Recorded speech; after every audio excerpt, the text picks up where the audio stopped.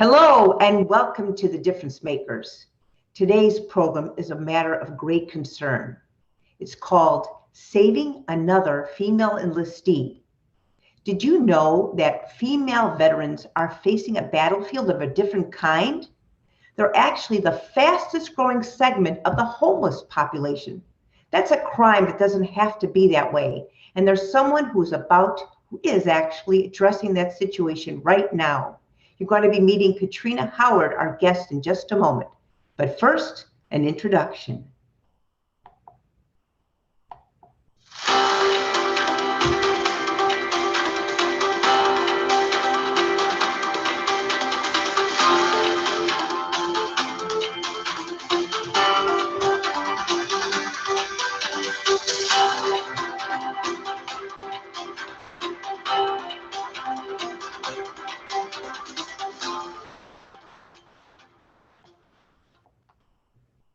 Hi, and welcome back. I'm Lynn Sanders, your host of The Difference Makers. And our program, as I just said a moment ago, is Saving Another Female Enlistee. Our guest is Catrina Howard. She's the founder and CEO of SAFE, the acronym for Saving Another Female Enlistee. And she herself has witnessed both physical and psychological devastation to our female military officials. You never would think that something like this is happening, but it is. And so you're going to be able to hear her story today, as well as her goals and her work that's helping make a difference to female veterans across the country. So without further ado, and to tell her story, I'd like to welcome Catrina Howard. Here we are. Thank you so much for joining us, Catrina. Thanks for having me, Lynn. You know, before this topic came up, I never had any idea that women, especially female veterans, were the fastest growing group of the homeless population. And since you went through the Navy yourself, I'd like you to tell us a bit of your story before we go into the details of what your organization is doing. Can you share with us some of it, what you've faced? Sure, no problem, Lynn. As I said, I'm Catrina Howard, Navy veteran, served during the Desert Storm, and I'm glad to be here to discuss some of the things that I witnessed while in active duty, reserve, and as a veteran, and my experiences with the VA hospital and fellow shipmates and airmen and Army mates. The things they went through to get services and to help, build a decent life, to have a decent life. It was pretty challenging for women veterans. Tell us more. What did you experience when you were in the Navy? And also, you were one of the few women there. I remember you telling me. Right. Tell us more. Back in 93, 89, 90, was part of the first few groups of women engineers, and there was a lot of challenges with sexual harassment, race discrimination, right there on the vessel, and we had to work with these conditions each day, and they were still present as personally as I discharged out of the military. The VA had very little services for women veterans. They didn't consider our needs initially. And I definitely want to be on board with creating a platform for women veterans to discuss our needs in order for the VA and others nonprofit organizations to assist and just making things better for us. So tell me a little bit more, if you wouldn't mind, about what were the specific things that you witnessed when you were in the Navy, the kind of discrimination, the unfair treatment, and then coming out, what did you do? I mean, how did you know how to get help for what your needs were? So let's first talk about when you were in the Navy. Right. Well, during active duty, I myself witnessed a lot of sexual harassment. I knew women that we served within on a ship that was probably ignored because it's so male dominated. So when cases came up with cases of rape and sexual harassment, those cases were blatantly ignored. And no, we never learned of the output of these cases. So there was an environment of fear and terror, and no Wow. one, people just didn't speak on it because we really just wanted to do what we did to do, what we signed up for, which was serve our country and to learn all we could to improve our skill sets on the ship. As we discharged, and I discharged out of the military with a few physical conditions, definitely mental conditions. There definitely wasn't a platform for women veterans at the VA hospital. There wasn't even a women's clinic at the women's hospital, so we had to basically rely on our own healthcare plans because the VA just didn't have that. So a lot of women that discharged between the 70s and the 90s really didn't have any strong support. Although they asked us to serve, they never set up anything for us as we discharged. So, Oh, that's pretty shocking. You know, I think most people don't think of that. They think veterans are going to get help after they leave. Exactly. You're saying you didn't. So what happened what made you decide you had to do something? Was there some trigger or some incident that happened? Well, actually, we had a Navy reunion a few years ago, and we all of us that served in Scotland, and which was a big crew, and we had an opportunity to separate ourselves from the men and the women for a little while, and we Christina, who you will meet later on, set that up so that we could share our experiences because we hadn't seen each other in over 20 years. And what we realized there was a commonality was lack of healthcare services, that there was a lot of military sexual trauma within our circle that we witnessed. Some were actually traumatized sexually, a lot of homelessness, drug addiction.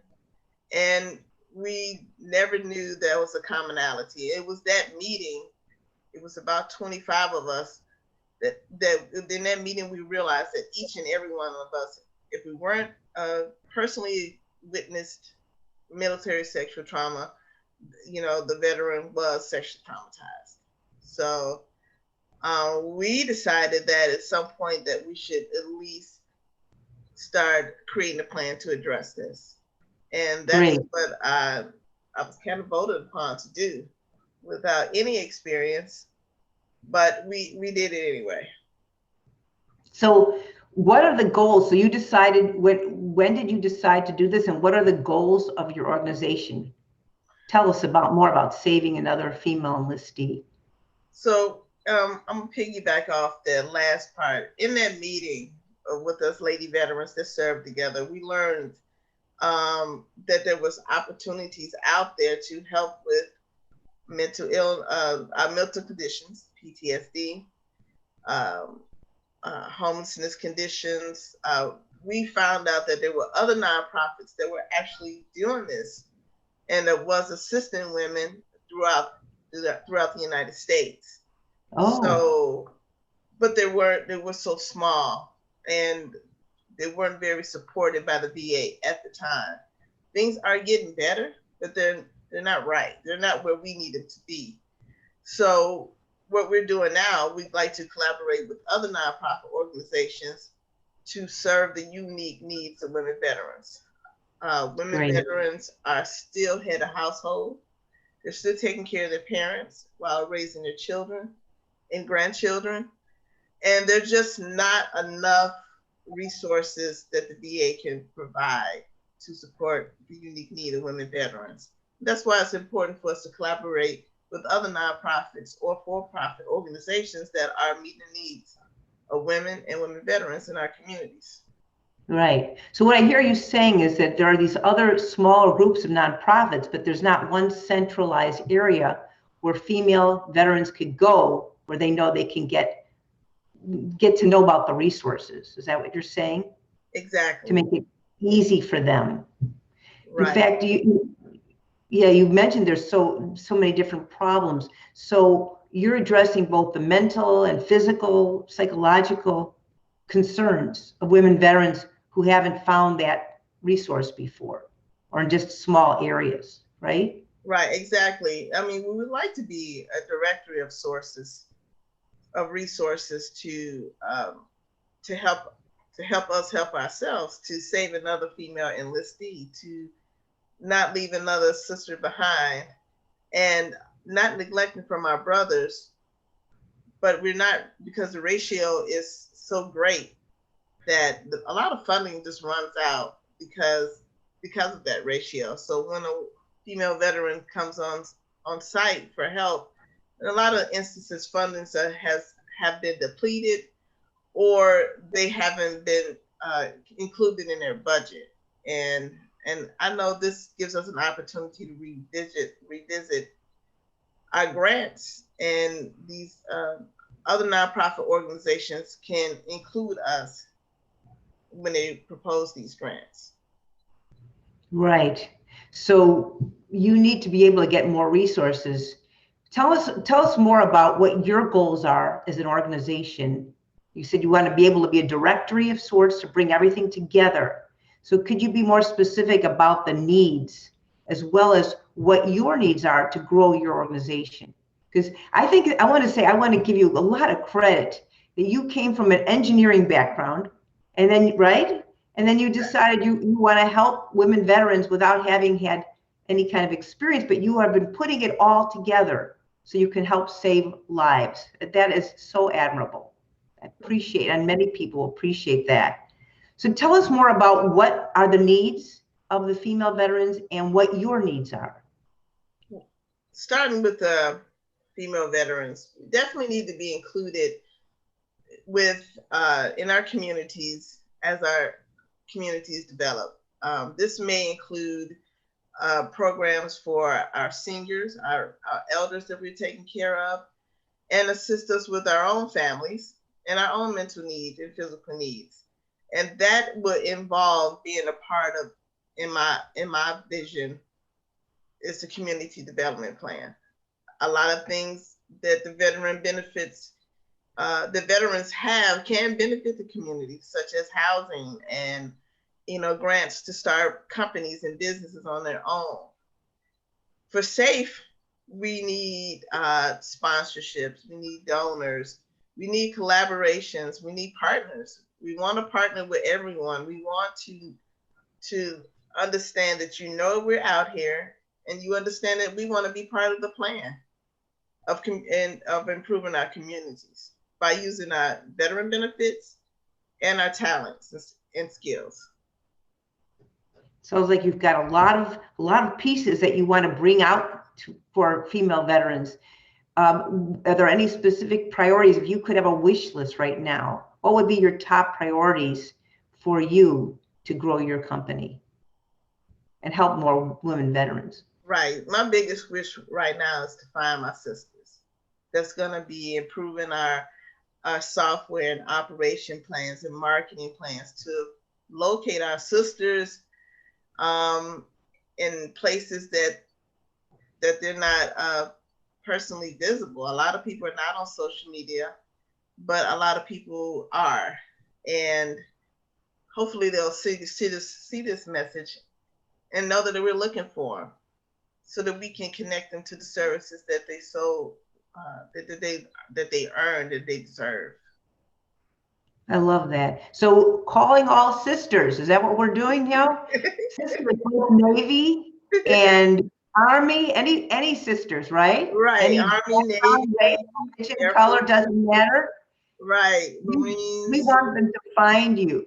civilian, supportive spouses, children. I mean, the female veteran is so connected to all of that. When I visit the VA, I see a lot of women that are supporting their husbands and brothers and children. And a lot of women walk alone on this journey to fulfill it, to achieve their goals of getting services and benefits. And we don't want to be alone. That's why we want to save another female enlistee.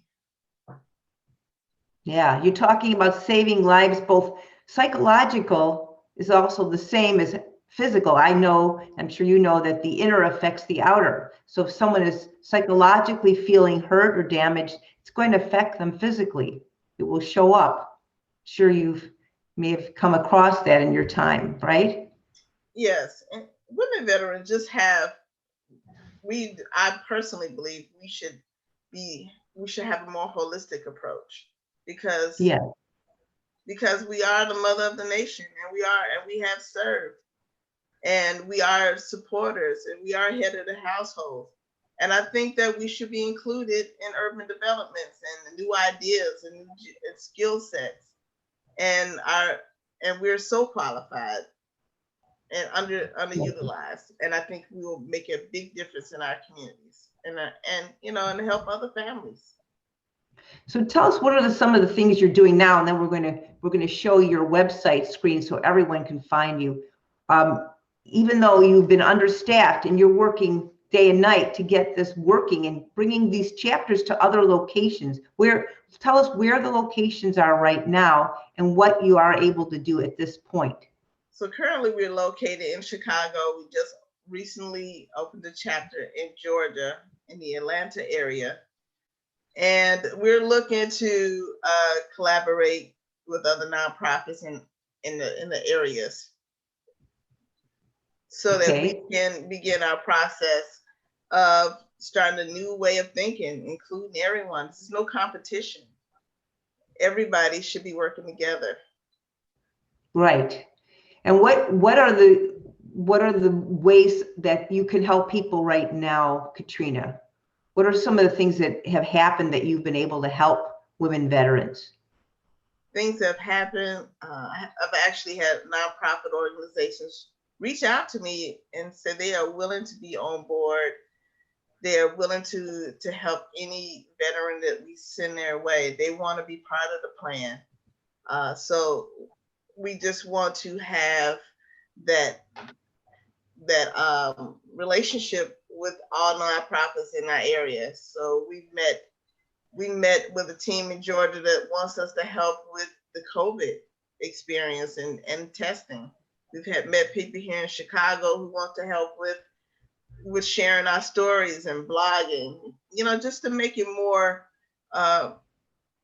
transparent about the number of women veterans that are out there. People are just clueless that it's so many of us. So let me turn to the website so everyone can take a look at where to go to find help. So I love this, that you have your picture from the Navy. Yes. And then another veteran here, you put your logo. So what can people do if they want to get help right now? Let's say your website for those who may have trouble seeing, and tell us what they can do. How do they contact you? And what kind of donations are you looking for that would help? They can contact us on our website at safeenlistee.org.